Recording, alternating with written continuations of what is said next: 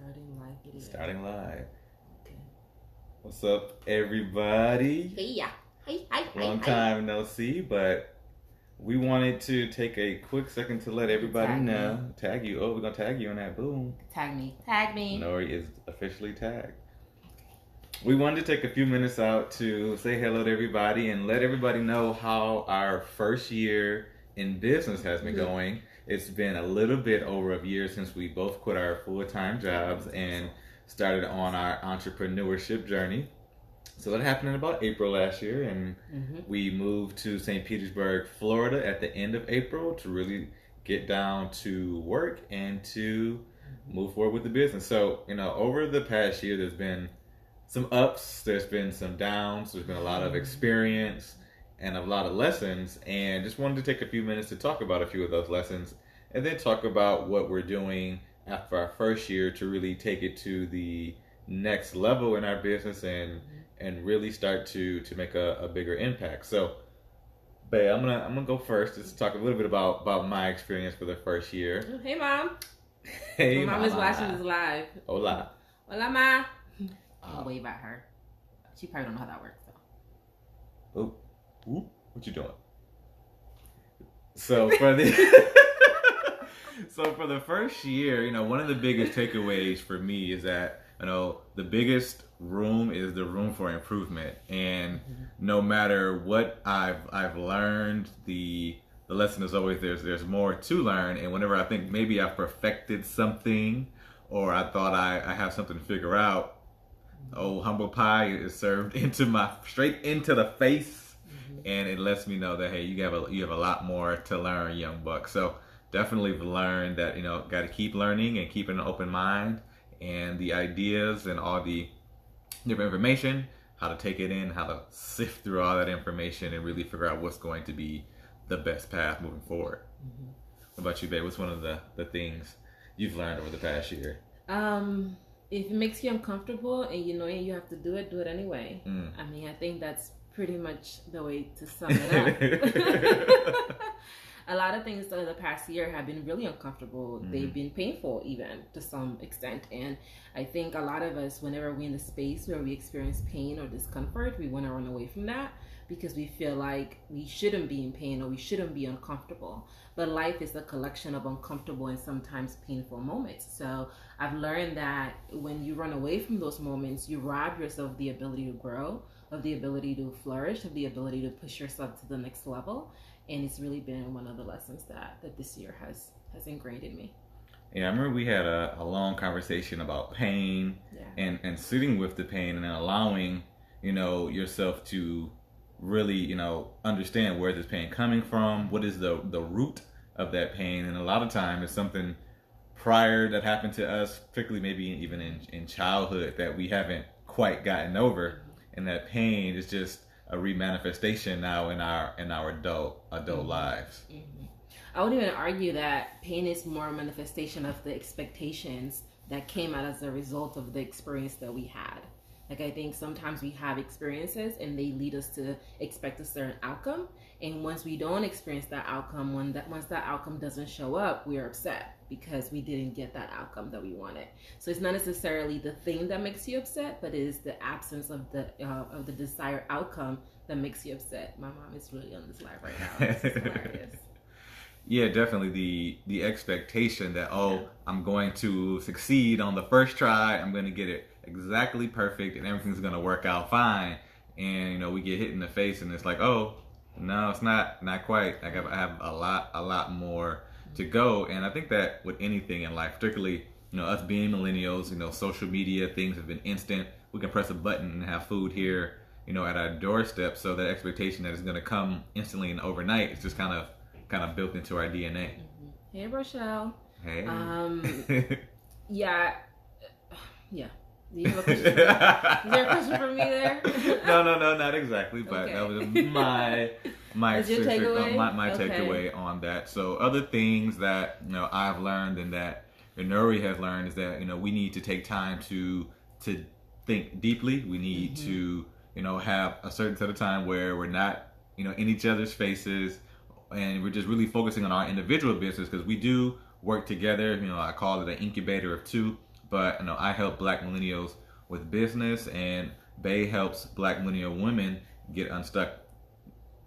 Yeah, that's what I do. So we're working on 2 different businesses, but we also are working together. They're both consulting, they're both coaching, and we're really on the same mission to help the millennials in our different ways.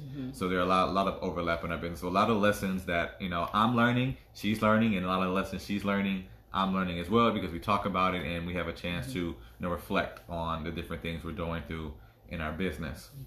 We also working on our marriage too, so I think that's also part of the things that are happening. Yes, that's also happening. There are our businesses, and you said people could ask questions. What kind of questions are we answering? Just ask any question you want, or I didn't know about asking questions. We're just sharing. I mean, if you have questions, we'll show you out here. So talk to us. What's up? What you want to know? I think part of the process is also acknowledging that there's so much stuff that's happening at the same time. So we have the businesses, and we have our marriage as a unit, and then we have each other, where you have to do the things that you need to do for JP, for me, and I have to do the things that I have to do in Nori. And I think earlier in the process, I really wanted us to be in alignment. I really wanted us to be able to work out together and to cook together and to all these other things together, because I felt like that was going to make us work in our marriage at the same time as a byproduct. But I'm realizing that that's not really what's important, because if the absence of that outcome gets in the way of me doing what I need to do for me, then I need to do something different. So I think that has been part of the lesson too, that it's I need to continue. My husband and I run a business together, and it can be hard. That's why we do not run a business together. It's specifically designed where she gets to make decisions over here, and I make decisions over here, and we come together, talk about stuff, but then at the end of the day, we go to our separate corners and make our own decisions, because that's important to us. For us, it's having the autonomy to run our businesses how we feel fit, and we want businesses that are designed around us, and that's difficult when you're working with 2 people, or you have partners. You have to make compromises in that way. And sometimes you don't want to make that creative compromise. And I think that's a big thing for me, where I love creative freedom over my work, and I love being able to do what I wanted to do in the context of how I wanted to do it. And which is something also that I've learned that I need to be flexible about, because you can do what you want to do how you want to do it, but you need to do it in a framework of success. And I think a lot of times people are doing what they want to do, how they want to do it, in a framework that doesn't bring them success. So you have to learn how to differentiate between, am I doing what I love to do in a system that's going to help me be successful? Or am I so busy doing what I love to do that I'm getting in the way of being successful? So I think those were some of the lessons that I had to pick up this year. Who is this talking? Jeez. It's you. Ooh, y'all hear that, girl? A business owner right here. A Black millennial business owner right here. She was not talking like that a year ago. No, I wasn't. Maybe not even 2 months 3 ago. months ago. Y'all better get in this growth energy. Shoot. Right. So moving forward, babe, we got a year under our belts. Yeah. We're moving forward. What are some of the things you're looking to do, and that you've learned from your first year that you're going to carry into the second year? I think this year coming up, the main thing I'm only looking to do one thing, and that is to show up for myself. And it's show up for myself in all areas of my life. So show up for myself when it comes to my health, show up to myself when it's inconvenient for me, show up to myself when it comes to the business, even when that means it's inconvenient to me. And I was just talking to one of my clients about this, about the idea of inconvenience. Like, if something is inconvenient, who is it inconvenient to, and right. For what? So what I perceive to be inconvenient, right? So I want to show up for myself as a wife, doing the things that I might not want to do, doing the things that I might feel like is, once again, quote unquote, inconvenient. And I want to show up for myself so that I can show myself what I'm like when I show up for myself. And I think so many of us, particularly those of us that deal with mental health challenges or are struggling from depression or anxiety, we are often running away from the work to show up for ourselves because we think it's going to be so painful and overwhelming.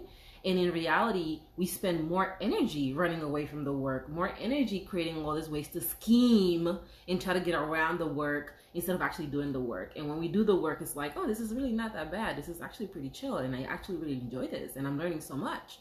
And I think that's what I'm really rooted into this year. It's just the idea of showing up for myself in every single way that I can show up for myself with my best, not to be looking raggedy out in the streets. You know what I mean? Definitely. So for me, what I'm looking to really do this year from the first year experience is really start attacking more of my fears and getting a better understanding of the things that I'm scared of tackling, because that's going to be the only way that I'm going to start growing, is really find the places where, in my business I haven't been doing as well, or things that I'm not touching that for whatever, once again, subconscious reason. Maybe I'm scared of the rejection. That's why I don't want to have so many calls and things of that nature. So really understanding more about my fears and myself, and in turn that'll help me more understand my target market, working with Black millennials. What are their fears? What are the things that they're going through, so then I can have those more personal conversations and really truly convey what I have to offer in the program I'm trying to do, and really convey how I'm really trying to help Black millennials and really bring us together to do something that we haven't done before. I love it. All right. I think that's great. So thanks for stopping by. Ooh. Who we got? We're gonna wave here before we get out of here. We got Lonnie. Hi Lonnie, how's the business going? Right. Shout out to you. I see you out here getting this house is done. Yes. Rochelle. Yes. There's a few other people which we can't see, but we know you're out here. Do y'all have any questions for us? I know we kind of went through this. Oh, I'm in the wrong side. My bad. Hi Crystal. Hey. Anyone has any more questions for us on just the journey of going on this? I mean, I think entrepreneur life, it's been really great. It's fine. I mean, for me, I'm doing good with time. I don't know about you, but the journey of entrepreneurship can often be so overwhelming because we feel the pressure to always be on, because if you're not on, that paycheck ain't gonna come unless you put in the work. So I think get into a place where you are putting yourself first and your healing first and your care first. I always gotta come up with the healing, guys, because a lot of us don't spend that time with ourselves, and when we don't spend that time with ourselves, we don't allow ourselves a space to grow and to learn from those lessons. I think a lot of us are missing out on that part. I think in the last year there were so many lessons that I missed out on because I wasn't paying attention and I wasn't available to those lessons. And I think just being able to be in a space where you're available to the lessons that life is trying to present you with is really important in this journey. And I remember being the person like 3 years ago that had no idea what she wanted to do, needed everybody to give her a step-by-step process on how to become a millionaire doing the things that I wanted to do in the way that I wanted to do it. That didn't really work out for me. But I just didn't know. I didn't have answers. And now, by turning inward and by really listening to myself and building that muscle that is your intuition, I've been able to get answers. I've been able to become the person that has the answers. And there's such a shift that happens within you when you're not seeking outward. You know what to do, how to do it, and when to do it, and you just feel that. So I think that's really great. So Crystal, my business is I help Black millennials kickstart their consulting firms and get clients. I help millennial women feeling stuck, overcome their paralysis, and get to know themselves. And Yenory's been, she says 3 years, but I think she's really been putting out content, and not in the form of a business. It started seriously as a hobby and really turned into a business. And 5-6 years later, she's been consistently putting out content, and she's built that brand. So the fact that she's now doing that inward reflection, she already has all the other stuff. When she decides, or what she has decided, so this year is going to be really big when she leverages, all the experience that she does have. Yeah, this is going to be a huge year for us as a unit, but also in our marriage, in our personal lives, because one thing I'm really learning to do is face myself emotionally, and that's part of the work that I do with my clients, but also just doing it with myself. Like, I spend at least 2 hours every morning with myself doing that deep work, and I think that's what allows me to do the work that I do. And old me would have been like, I can't spend 2 hours in the morning doing nothing because I got money to make. Coins are waiting. The bag needs to be collected.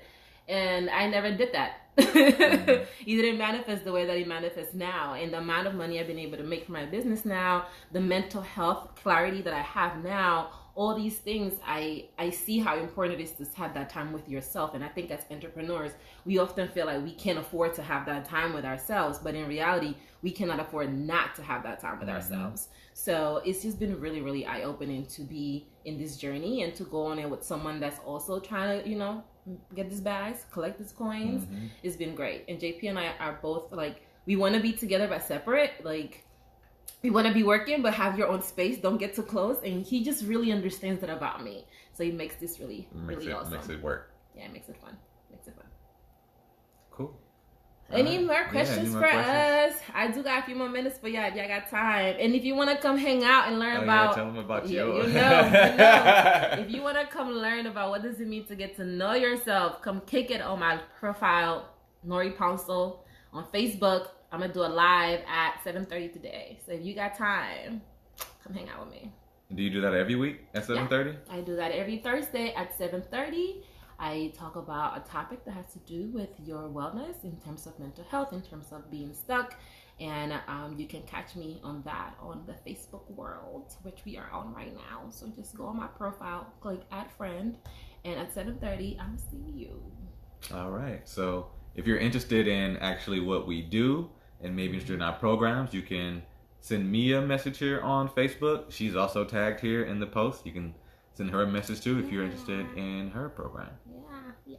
All right, babe. Yeah. And if you have any questions about anything that has to do with this, we are an open book. Listen, there's no question that we will not answer. Business, marriage, anything. We will answer all questions. Every single one that you have, including that one that you're thinking they're not gonna answer that. Yeah, we are. We will. If you send it, we will answer it with lots of joy because we want to help. Ooh, y'all hear that? Thunderstorms That's coming. not for the rain. Don't play with that. All right, guys. Anyways, that's what we had today. Take care. Bye. I don't think you closed it. I don't think so either. Yeah.